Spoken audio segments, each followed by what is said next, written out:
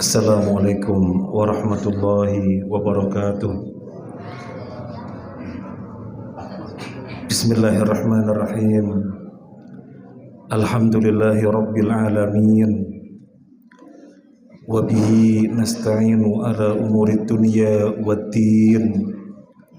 Wassalatu wassalamu ala asyrafil anbiya'i wal mursalin wa ala alihi wa sahbihi ajma'in.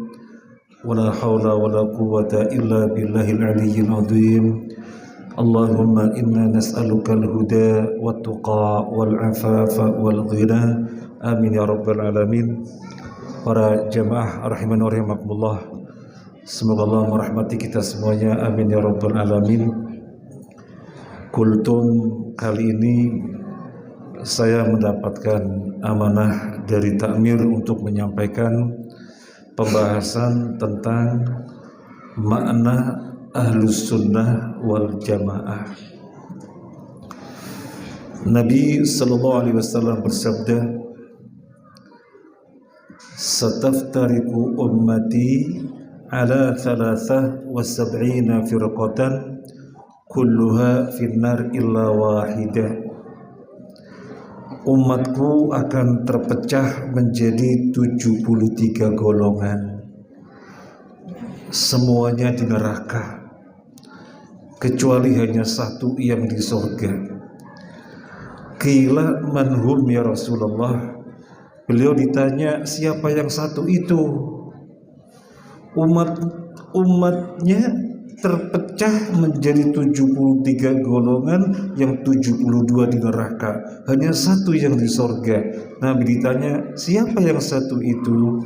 Nabi menjawab, al-jamaah. Yang satu itu adalah al-jamaah. Di dalam riwayat yang lain dengan hadis yang redaksinya sama, sataftariqu ummati ala 73 firqatan kulluha finari illa wahidah. Umatku akan terpecah menjadi 73 golongan, semuanya di neraka kecuali satu. Qila manhum ya Rasulullah. Beliau ditanya, siapa yang satu itu? Nabi menjawab, ma ana alaihi al-yawma wa ashabi. Suatu jalan yang saya dan para sahabat saya berada di atasnya. Jadi pada hadis yang pertama, Nabi menyebut siapa yang satu itu, al-jamaah. Pada riwayat yang lain Nabi ditanya siapa yang satu itu, Nabi menjawab, ma ana alaihi al-yawma wa ashabi, suatu jalan yang saya dan para sahabat saya berada di atasnya. Jadi riwayat yang lain ini menjelaskan makna al-jamaah. Jadi para jamaah rahimani wa rahimakumullah, Ahlus Sunnah wal Jamaah dari dua riwayat ini, Abu Dawud, At-Tirmidzi dan Ibnu Majah yang tadi kita bacakan, menjadi gamblang apa pengertian Ahlus Sunnah wal Jamaah. Ahlu itu ahli, ahlu itu ahli, sunnah itu ajaran Nabi. Jadi dia ahli dalam ajaran Nabi, ahli dalam petunjuk Nabi. Artinya bagaimana terkait perkara apapun selalu gimana ya petunjuk Nabi. Ada perkara apa, gimana ya petunjuk Nabi. Ada perkara apa lagi, gimana ya petunjuk Nabi. Gimana ya sunnah Nabi, gimana ya ajaran Nabi. Jadi seluruh perkara apapun, baik terkait dengan akidah atau ibadah atau muamalah, di mana agama secara global kandungannya tiga ini, akidah, ibadah, dan muamalah, maka dia sangat kuat, sangat komitmen merujuk, mereferensikannya kepada ajaran-ajaran Nabi. Maka Ahlus Sunnah. Al-Jamaah, gamblang dari dua riwayat tadi, al-jamaah yang dimaksud adalah jamaatus sahabah. Karena orang ini benar-benar memahami para sahabatlah orang-orang yang hidup sebagai santri Rasulullah langsung. Sehingga para sahabatlah orang-orang yang hidup di saat wahyu berangsur-angsur turun. Al-Quran berangsur-angsur turun kepada Nabi. Siapa yang ada? Para sahabat. Yang mendengarkan hadis-hadis Nabi, siapa? Para sahabat. Jadi para sahabat adalah orang-orang sebagai santri Rasulullah langsung, maka merekalah orang yang paling paham tentang Al-Quran dan tentang hadis. Jadi Ahlussunnah wal Jamaah, orang yang ahli di dalam segala perkaranya, di dalam segala urusannya dirujukan kepada ajaran Nabi. Kemudian tentang Al-Quran ini maksudnya apa, tentang hadis ini maksudnya apa, maka melihat bagaimana penjelasan para sahabat. Jadi Ahlussunnah wal Jamaah bukan golongan tertentu, tetapi siapapun orangnya yang di dalam menjalani kehidupan keberagamaannya meniti jalan yang Nabi dan para sahabat di atasnya, dialah Ahlussunnah wal Jamaah. Para jamaah rahimakumullah, mohon maaf, ini jalan Nabi dan para sahabatnya berada di atasnya. Maka siapapun orangnya sampai hari kiamat yang di dalam menjalani keberagamaannya dalam akidah, ibadah dan muamalah meniti sebagaimana yang telah Nabi titik bersama para sahabatnya. Di dalam keberagamaannya mereka mengacu kepada apa yang telah para sahabat ambil dari Nabi sebagai ilmu dan amal. Itulah Ahlussunnah wal Jamaah. Jadi bukan golongan tertentu. Dan semoga kita semuanya orang-orang Ahlussunnah wal Jamaah. Karena Nabi mengatakan umatnya terpecah menjadi 73. 72 di neraka, hanya satu yang di sorga. Mungkin ada yang bertanya-tanya, 72 itu apa kafir ya? Bukan. Terus siapa? Muslim. Nabi menyebutnya sataftariqu ummati, umatku akan terpecah. Jadi mereka Muslim, tetapi karena di dalam keberagamaannya tidak copas, tidak copy paste sebagaimana yang telah Nabi ajarkan dan telah diambil oleh para sahabat sebagai ilmu dan amal, sehingga ada penambahan, ada pengurangan, maka mereka menanggung resikonya.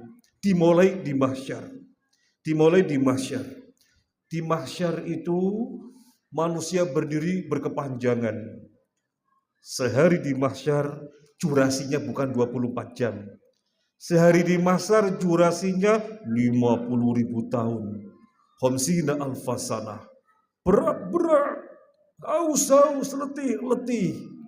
Dalam keadaan demikian Allah perlihatkan telaga Al-Kautsar, telaga yang Allah sediakan khusus untuk Nabi sallallahu alaihi wasallam.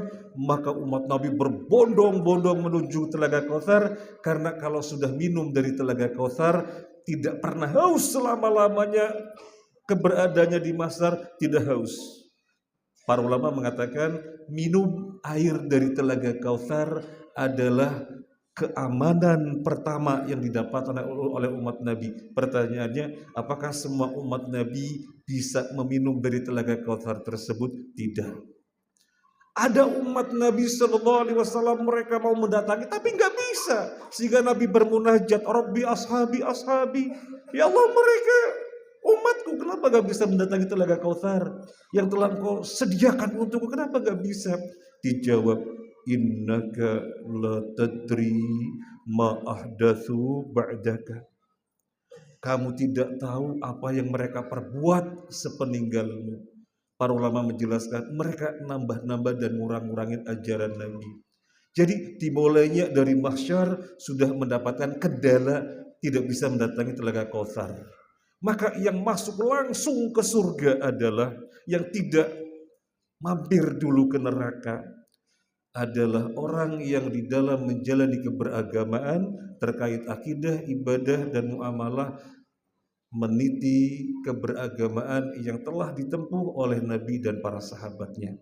Masyiral muslimin rahimakumullah, kita bisa nggak mengatakan, oh saya sudah diridhoi oleh Allah, Bisa nggak kita mengatakan, oh saya sudah dijamin surga oleh Allah? Bisa mengatakan demikian? Nggak bisa. Tapi kan kita pengen diridhoi oleh Allah, ikuti jejak yang telah dinyatakan Allah ridho kepadanya. Tapi kan pengen masuk surga, ikuti jejak orang yang telah dijamin masuk surga. Siapa orang-orang yang telah Allah ridhoi? Dan siapa orang-orang yang telah dijamin surga? Para sahabat.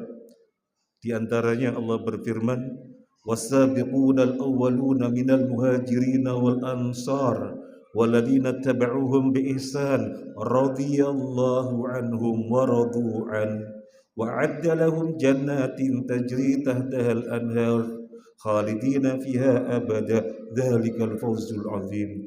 Para pendahulu dari kalangan muhajirin dan ansar, yang dimaksud para sahabat, dan orang-orang yang mengikuti mereka dengan baik, apa kata Allah? Radhiyallahu anhum, Allah ridho kepada mereka, waradu anhu, dan mereka ridho kepada Allah. Para sahabat telah dinyatakan oleh Allah sebagai orang-orang yang diridhoi. Maka kalau kita pengen diridhoi, ikuti jejaknya orang-orang yang telah diridhoi. Makanya di dalam ayat ini Allah berfirman, walladzina tabauhum bi ihsan, orang-orang yang mengikuti mereka. Ada embel-embelnya, bukan sekedar walladzina tabauhum, orang-orang mengikuti mereka, bukan sekedar itu. Ada kata bi ihsan, mengikuti mereka dengan baik. Bahasa kita copas, copy paste apa adanya. Kemudian apa kelanjutan ayat ini? Allah telah menjamin mereka surga. Wa'adda lahum jannatin tajri tahtaha al-anhar khalidina fiha abada. Allah telah sediakan kepada mereka surga yang mengalir di bawahnya sungai-sungai, mereka kekal di dalamnya. Ma'asyiral muslimin rahimakumullah. Kemudian surat An-Nisa, kalau tadi surat At-Taubah, kemudian surat An-Nisa Allah berfirman, "Wa may yushaqiqir rasula min ba'di ma tabayyana lahul huda wa yattabi' ghayra sabilil mu'minina nuwallihi ma tawalla wa nuslihi jahannam wa sa'at masira." Barang siapa yang menyelisih Rasul, padahal petunjuk Rasul sudah sangat jelas, dan mengambil selain jalannya orang mukmin. Apa yang dimaksud mengambil selain jalannya orang mukmin? Mengambil selain jalannya sahabat. Karena ketika Al-Quran turun, yang ada adalah para sahabat. Menyelisih Rasul padahal petunjuknya sudah jelas, dan mengikuti jalan selain jalannya sahabat. Apa kata Allah? Nuwallihi matawalla. Kami biarkan dia leluasa dengan yang demikian. Allah tidak halang-halangi. Tapi apa kelanjutan ayat ini? Wa nuslihi jahannam. Akan kami masukkan ke dalam jahannam. Wa sa'at masira. Jahanam itu seburuk-buruknya tempat kembali. Jadi ini beberapa ayat atau dua ayat yang kita nukil yang menunjukkan keharusan beragama sebagaimana keberagamaan para sahabat, karena mereka santri Rasulullah langsung, mereka lah yang paling paham apa yang dimaksud Al-Quran, apa yang dimaksud hadis. Di dalam kehidupan beragama, apa yang ada pada mereka itu yang ada pada kita, apa yang tidak ada pada mereka itu tidak ada pada kita. Inilah Ahlus Sunnah wal Jamaah. Urusan dunia terserah. Kalau urusan dunia kita dibebaskan sebebas-bebasnya. Nabi bersabda, antum a'lamu bi amri dunyakum. Kalian lebih tahu tentang urusan dunia kalian. Tapi di dalam keberagamaan, akidah, ibadah, dan muamalah tentang hukum halal dan haram harus copas, harus apa adanya. Urusan agama mandek, nggak boleh dikembang-kembangkan. Yang harus dikembang-kembangkan itu urusan dunia. Semoga bermanfaat. Yang sedikit ini karena kultum tentunya tidak bisa dipanjang lebarkan. Terima kasih atas kebersamaannya. Mohon maaf atas hal-hal yang kurang berkenan. Subhanakallahumma wa bihamdika asyhadu an la ilaha illa anta astaghfiruka wa atubu ilaik. Assalamualaikum warahmatullahi wabarakatuh.